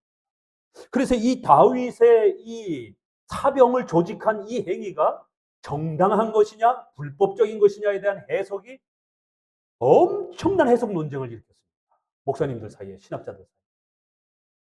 종교개혁자들은 어떻게 해석했을까요? 이게 궁금하죠. 존 낙스, 당시에 카톨릭을 펼치고 있었던 메리 여왕과 싸우면서 결국 메리 여왕을 쫓아내고 결국 장로교를 세운, 그리고 무력 저항을 했던 군대를 조직해서 카톨릭 군대와 메리 여왕을 쫓아냈습니다. 영국, 지난번 말씀드렸던 것처럼 영국의 크로멜 장군, 또 영국의 웨스민스터 신앙 고백을 만들었던 영국 의회파들, 결국 찰스 1세가 카톨릭을 통해서 왕권 신수설을 강화하려고 할 때 결국 스코틀랜드 군대와 힘을 합쳐가지고 찰스 왕을 내쫓아 버렸고 결국 찰스 왕까지 처단했습니다. 그때 많은 성도들이 우리가 왕을 처단하는 게, 더더구나 왕의 목숨을 끊는 게, 이 악한 정부를 뒤바꾸는 게 과연 성도들이 무력 저항하는 게 옳은 것인가? 여기에 대한 고민이 어마어마하게 있었던 거죠. 네덜란드 오렌지공이라고 하는 유명한 귀족이 있습니다. 바로 그 오렌지 가문이, 외우기도 싫어요. 오렌지 가문이에요. 오렌지공이 결국 스페인의 카톨릭의 이러한 침략에 앞서서 강력하게 막아내서 결국 네덜란드가 개신교, 우리 개혁교회로 돌아섭니다. 그래서 네덜란드의 이 위아래로 나눠지면서 벨기에 신앙고백, 벨직 신앙고백 아래쪽, 위에 쪽은 도르트 신조가 만들어요. 지금 이 두 나라, 두 지역이 합쳐 이렇게 연결이 되어서 네덜란드 나라가 된 겁니다. 오렌지 가문. 독일은 어떻습니까? 하이델베르그 요리문답을 작성한 프레데릭이라고 하는 유명한 또 이 영주.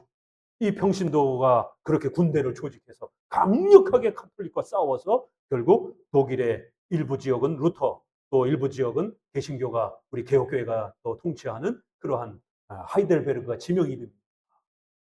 이렇게 평신도 중에 군사력, 이 하사관 출신과 같은 이런 장교 출신들이 나서서 군대를 조직하고 결국 부하, 장군, 왕, 영주, 귀족 이런 사람들이 무기를 들었고 또 그들을 위해서 청년들이 군사로 동참해 준 것입니다. 여기에 대한 근거를 어디서 찾았겠어요? 왕은 하나님이 세우신 것이다. 하나님이 세우신 왕에게 복종하라라는 명령이 오래되도록 지배되어지던 그런 시절에 왕을 처단했던 것. 더더욱 성도들이 무력을 들어야 됐다는 것. 이거 쉬운 일이 아닙니다. 까딱 잘못하면 하나님 앞에 벌 받는 것 아닌가? 이런 두려움이 있었던 것이죠. 그럴 때 종교개혁을 지도했던 목회자들, 존 낙스 목사님, 칼빈, 또 베자, 또 네덜란드의 우르시누스, 올레비아누스, 이런 하이델베르, 이 본문을 끌어다 썼습니다.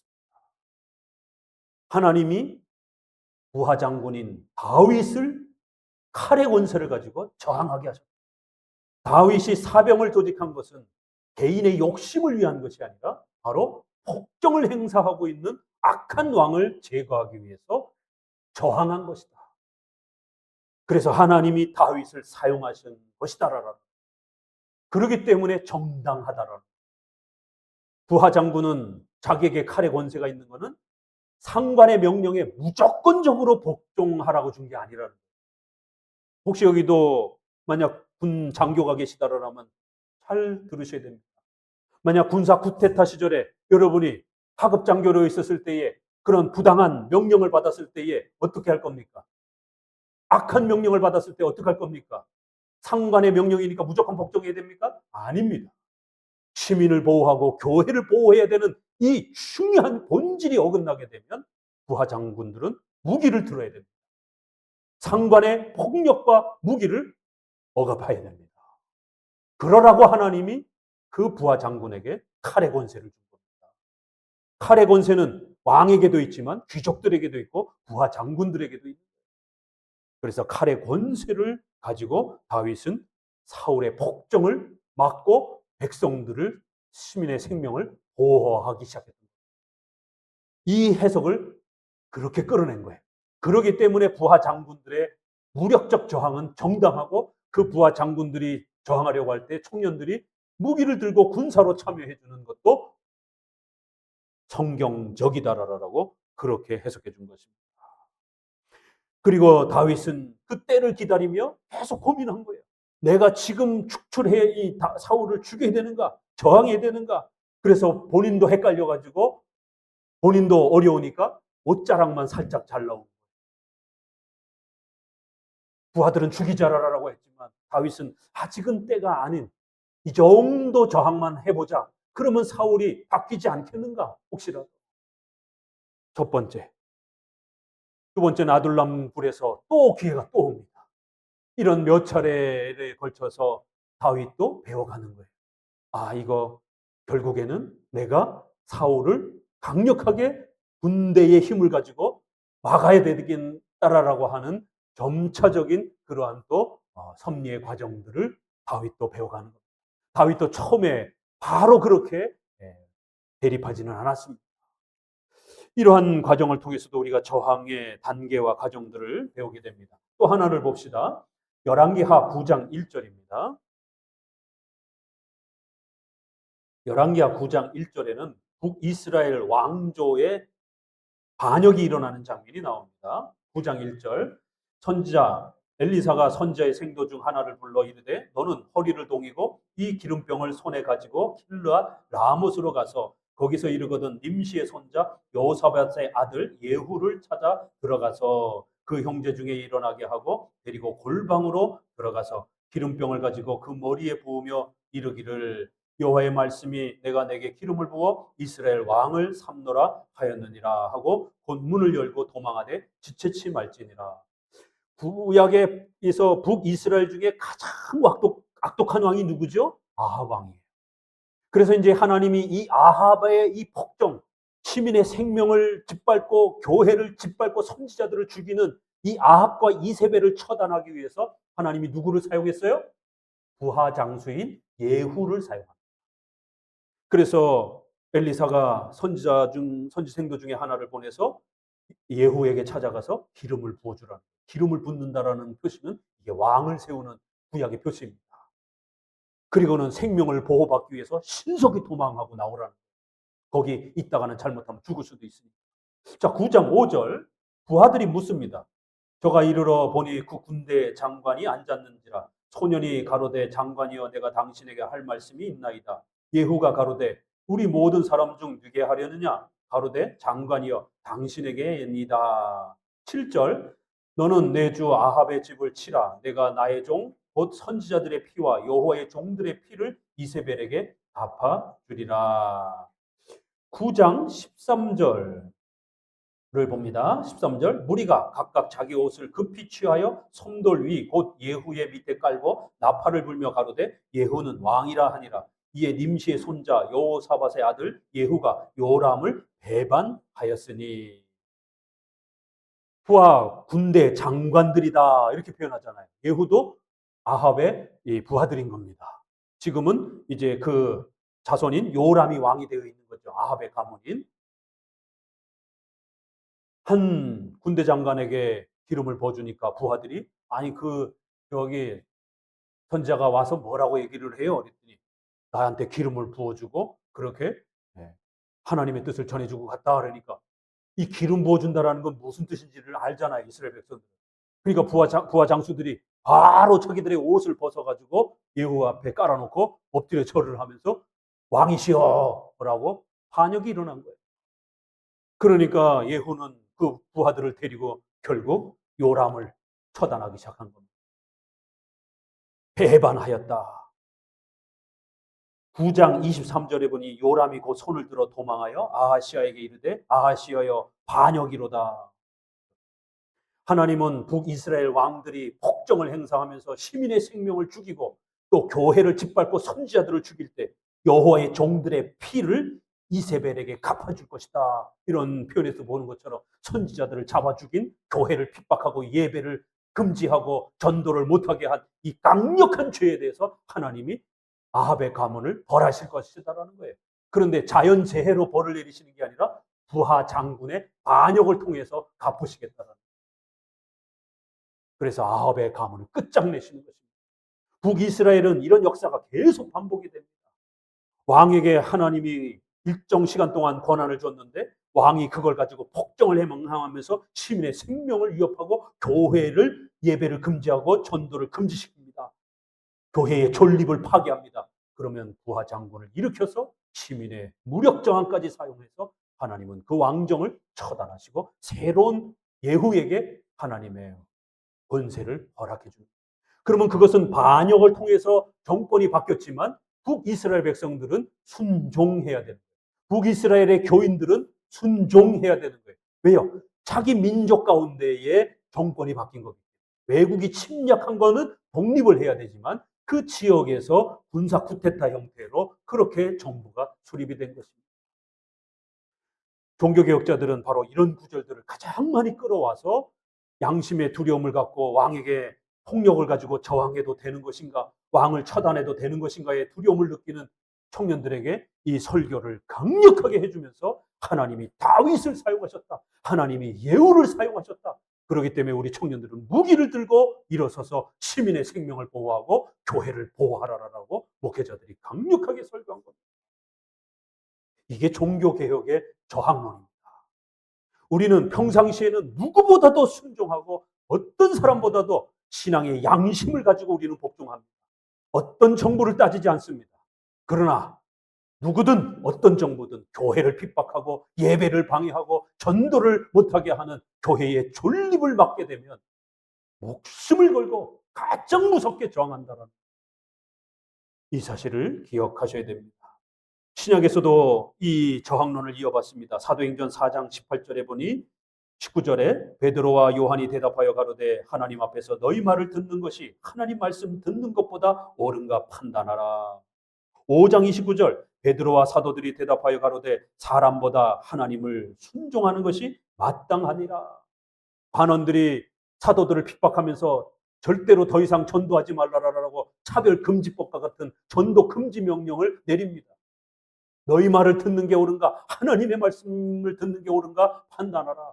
우리는 절대로 너희들의 말을 들을 수 없다.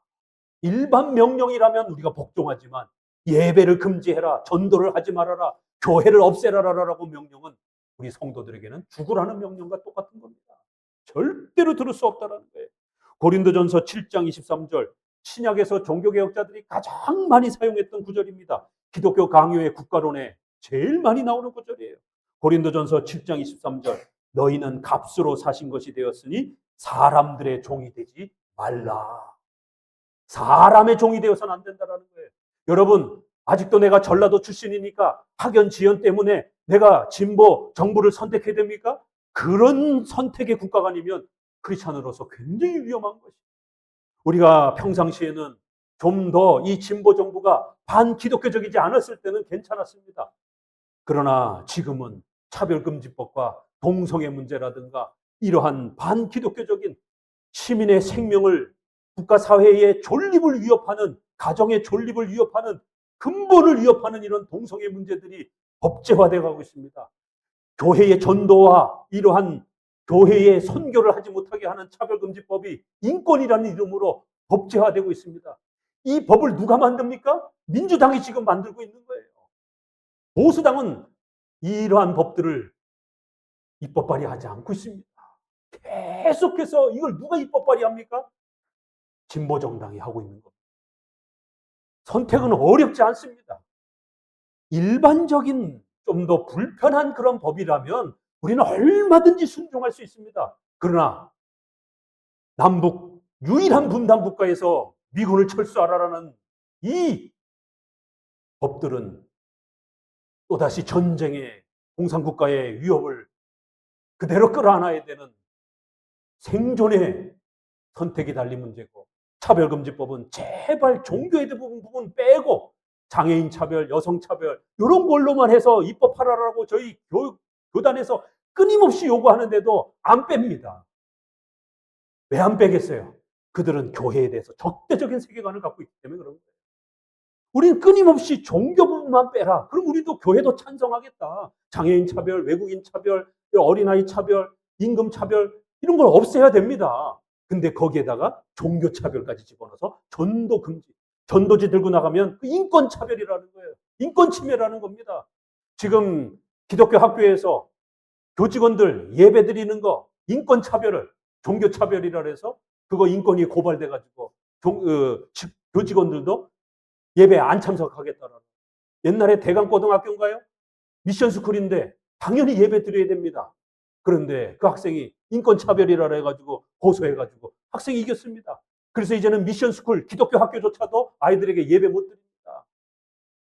어린이집 옛날엔 선교원이 있었어요. 어린이집 선교원이 없어지게 된 것도 사모님과 제가 선교원을 했었습니다. 지금 선교원 다 없어졌어요. 어린이집으로 바뀌었어요. 국가에서 커리큘럼 모든 재정 관여하겠다라는.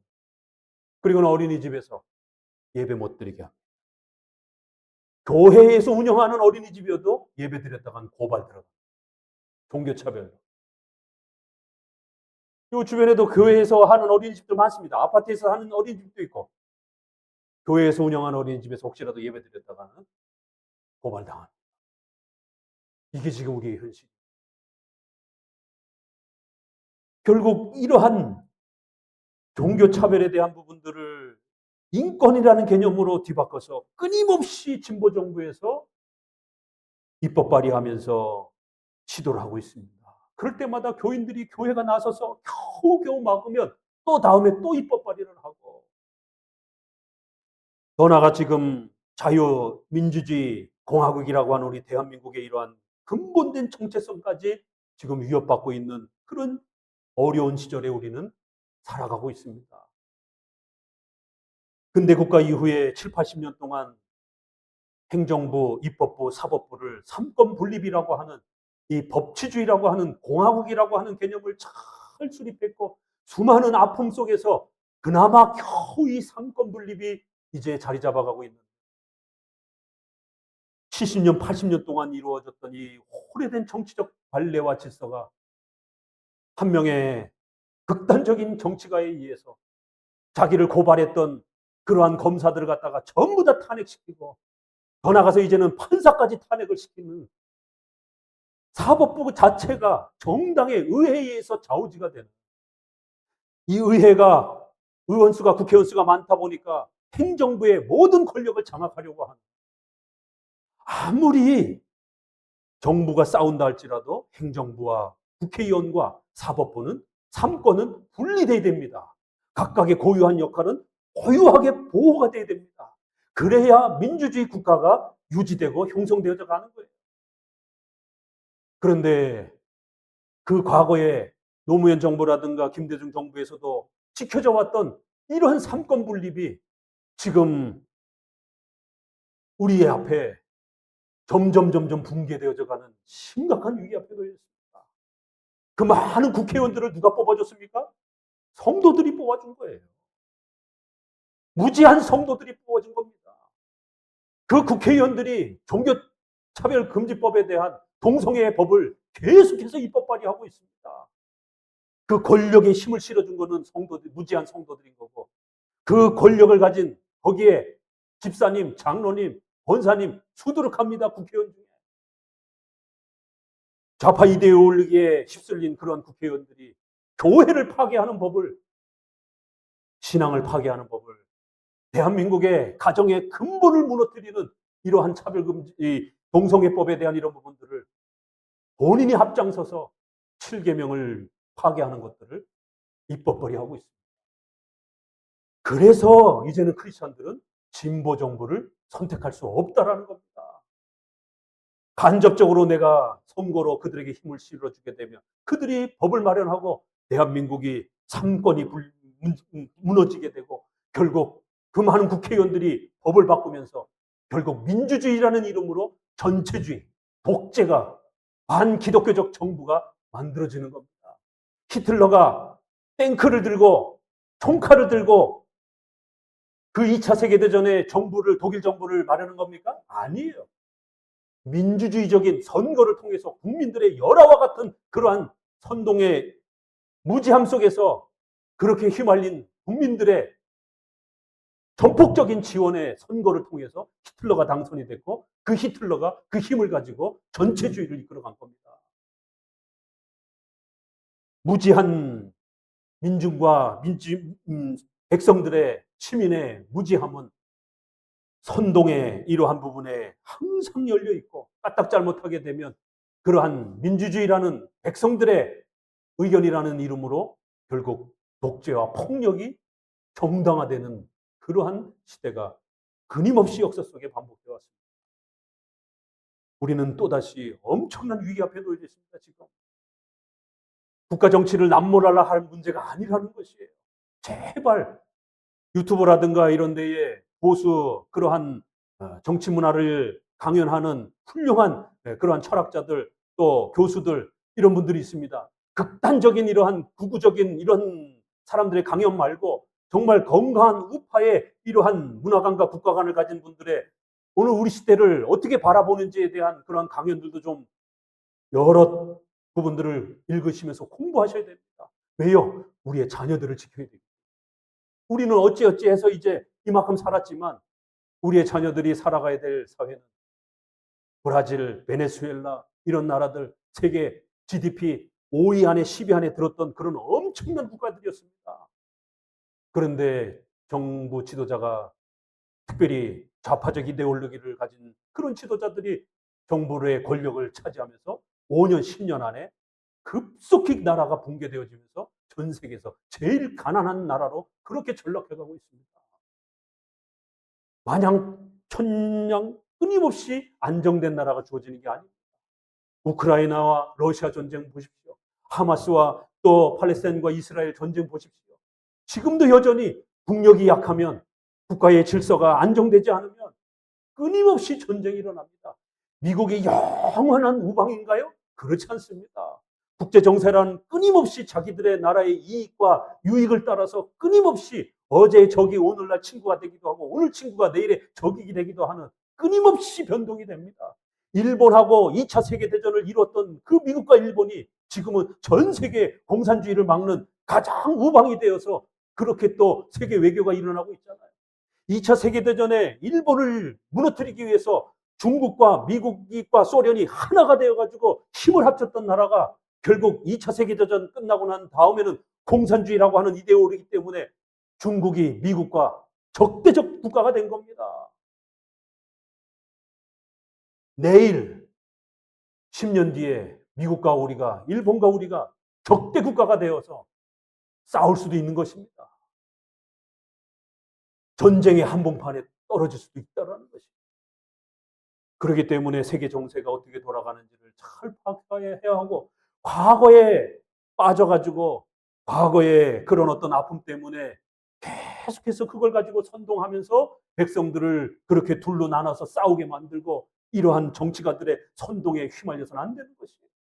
올바른 정치관을 갖고 교회를 누가 보호하는지 보수 정부든 진보 정부든 교회를 보호하는 정부를 선택해야 되는 거고 지금 수준에서는 그래도 그나마 보수 정부가 교회에 대해서 덜 적대적인 겁니다. 그 위정자가 조금 미신적인지 아니면 불교 신자인지 우리는 그런 거 따지는 게 아닌 것입니다. 그 위정자 대통령이 적어도 그 국회의원들이 반기독교적인 법들을 세우는가 안 세우는가 교회에 대해서 적대적 세계관을 갖고 있는가 아닌가 그거를 보는 겁니다. 우리는 또 선거를 해야 됩니다. 우리가 뽑는 위정자가 결국 우리의 삶을 지탱해주는 법들을 만들어 갑니다. 결국 우리가 선택한 결과인 거예요. 지금 이 많은 진보적 국회의원들이 뽑혀진 것도 백성들의 선택이고 성도들의 선택 때문에 이렇게 된 겁니다. 그들에 의해서 교회의 존폐가 지금 매년 그 헌법 발의가 되는 부분에 대해서 끊임없이 교회가 지금 고통당하고 있고 저도 경찰서에 동성애 반대하다가 그렇게 조사를 받고 과거에는 이런 모든 부분들을 법이 보호해주고 오히려 이런 부분들의 고소는 다 차단해주고 그랬는데 이제는 싹 사라져 버렸기 때문에 목회자가 설교를 통해서 또 이런 자유로운 또 그러한 SNS 활동을 통해서 동성애 반대를 하고 차별금지법 반대를 하게 되면 경찰 조사를 받고 감옥에 갇혀야 되는 그런 시절이 되었다라는 거예요. 누구 때문에요? 성도들, 무지한 성도들 때문에. 정치에 관심 없는 성도들 때문에. 오늘은 어떻게 저항해야 되는가? 어떤 주제일 때 저항해야 되는가? 또 누가 저항해야 되는가에 대한 부분들을 가지고 특별히 성경적 국가관에 대해서 우리 교회를 보호하기 위한 방식으로서 우리 성도들은 국가관을 세워가야 된다는 것. 더더욱이나 가장 불편하고 어려운 설교일 수 있지만 반드시 우리 성도들에게 해야만 하고 가르쳐서 올바른 방향으로 우리의 자손들이 자유롭게 신앙생활을 하고 또 근대 국가에서 우리가 수립한 자유민주주의 공화국이라고 하는 삼권이 분립이 되고 민주주의, 시민의 의견이 반영이 되고 자유, 인민민주주의가 아닙니다. 저들도 조선 인민민주주의 공화국이에요. 북한도. 그러나 자유가 빠져 있는 겁니다. 우리는 자유민주주의 공화국인 것입니다. 자유, 언론, 출판, 집회의 자유가 있어야 되는 겁니다. 종교의 자유가 있어야 되는 겁니다. 근데 지금 종교의 자유가 다른 자유들 못지않게 제일 시급하게 종교의 자유가 억압당하고 있는, 그것도 진보 정부에 의해서 심각하게 억압당하면서 대한민국의 자유민주주의 국가라고 하는 틀도 위협받고 있고 교회의 존립에 대한 위협도 받고 있기 때문에 더더욱 성도들이 깨어서 이제는 교회를 지키기 위한 그런 정치적 활동을 하셔야 됩니다. 가끔씩 카페라든가 이렇게 SNS에 제가 동성애 차별금지법 서명운동이라든가 이런 것들을 소개할 때에 귀찮다고 관심 없다고 그냥 지나치면 안 됩니다. 여러분이 할 수 있는 그 역할을 여러분 자리에서 하셔야 되는 거예요. 저는 설교자로서 성도들의 그 마음을 깨우는 설교를 해야 되는 거고, 또 성도들은 손가락 눌러서 그 참여를 해야 되는 거고, 또 더 위험할 때는 우리가 피켓 들고 국회 앞에서 가서라도 또 시민적 저항을 해야 되는 것이고, 마지막 순간에 가서는 정말 목숨을 걸고 무기를 들고 악한 정보를 제거하기 위해서라도 무기를 들고 저항을 해야 되는 때가 올 수도 있다라는 것입니다.